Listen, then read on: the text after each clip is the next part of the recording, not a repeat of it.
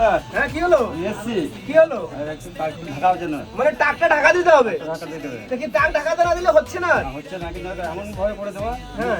ভালো লাগে। মানে এমন ভাবে করে দেবো যেমন না আপনার সম্মান বাড়ছে নাকি? সম্মানে থাকে। মানে আপনি কি ওনাকে এমন ভাবে দেখলাম কি জবরদস্তি নিয়ে আসলেন নাকি? এসছেন যত। জবরদস্তি কি উনি লাগাতে চাইছিল না? লাগাতে চাই না, কেন আমি- আপনি কেন লাগাতে চাইছেন না কেন? এভাবে থাকতে থাক, মানে হবে না, এভাবে থাকলে মানে ভয় লাগছে নাকি? মানে কি হবে না হবে, ভালো লাগবে কি লাগবে না, এটা ভাবছেন নাকি?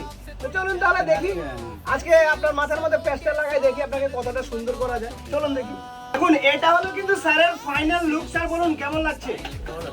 একদম ভালো লাগছে তো? তাহলে যে কোনো লোক আমাদের কাছে আসতে পারে তো নাকি? একদম আসতে পারে নাকি?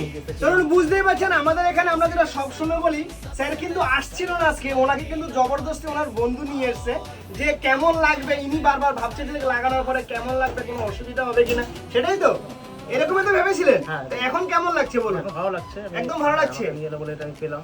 একদম একদম পুরনো লুক পেলেন নাকি? কত বছরের লুক পেলেন? প্রায় তখন আমার 18-20 বছর বয়স। 18 বছরের বয়স।